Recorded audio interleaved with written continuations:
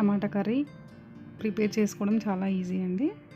And అది ఎలా చేసుకోవాలో ఈ వీడియోలో చూద్దాము. ముందుగా ఒక ప్యాన్ తీసుకుని దాంట్లో కర్రీకి సరిపడా ఆయిల్ వేసుకోవాలి. అండ్ అది వేడయ్యాక నార్మల్గా జీలకర్ర అండ్ కరివేపాకు వేయాలి. అవి కొంచెం చిటపటలాడిన తర్వాత కట్ చేసి పెట్టుకున్న ఉల్లిపాయలు, పచ్చిమిర్చి ముక్కలు కూడా వేసుకొని ఫ్రై చేసుకోవాలి.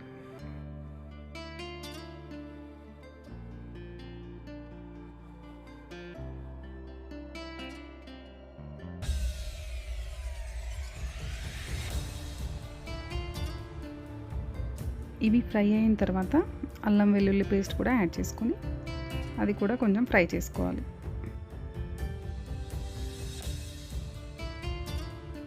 అల్లం వెల్లుల్లి పేస్ట్ పచ్చివాసన పోయేంత వరకు ఫ్రై చేసుకోవాలి.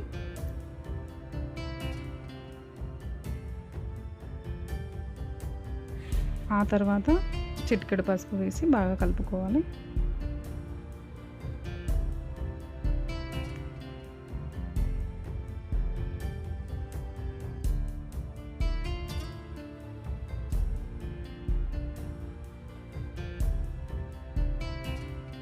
ఇప్పుడు మనం కట్ చేసి పెట్టుకున్న బుడంకాయ ముక్కలు వేసుకోవాలి.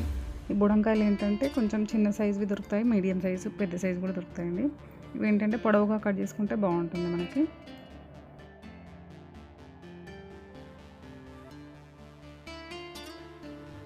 మనం బుడంకాయ ముక్కలు వేసుకున్న తర్వాత కూడా ఒక 5 మినిట్స్ ఫ్రై అవ్వనివ్వాలి. వెంటనే మూత పెట్టకూడదు.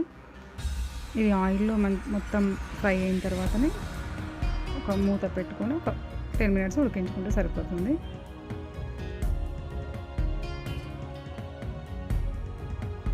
సో ఇప్పుడు చూడండి, బుడంకాయలు మొత్తం నూనెలో మగ్గిపోయాయి అన్నమాట. సో సిమ్లో పెట్టుకోవాలన్నమాట మూత పెట్టినప్పుడు. ఆ చిన్న మంట మీదనే ఇవి ఫ్రై అయ్యి ప్లస్ ఆవిరికి ఉడుకుతాయి అన్నమాట.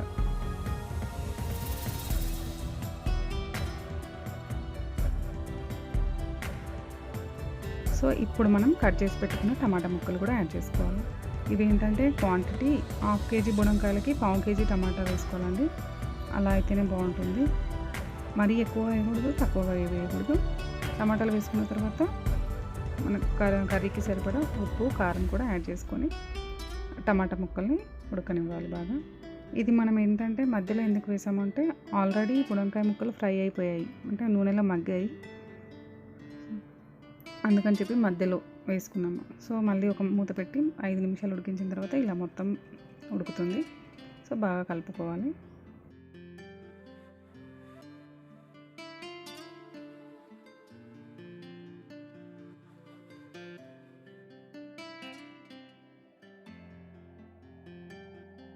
మనకి ఇది రైస్లో కలవాలి కాబట్టి కొంచెం వాటర్ యాడ్ చేసుకోవాలి.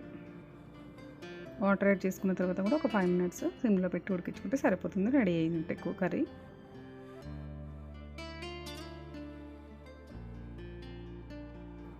ఫైనల్గా కొత్తిమీర యాడ్ చేసుకుంటే సరిపోతుందండి. చాలా సింపుల్గా ఉంది కదా బుడంకాయ టమాటా కర్రీ. అంతే, రెడీ అయిపోయింది.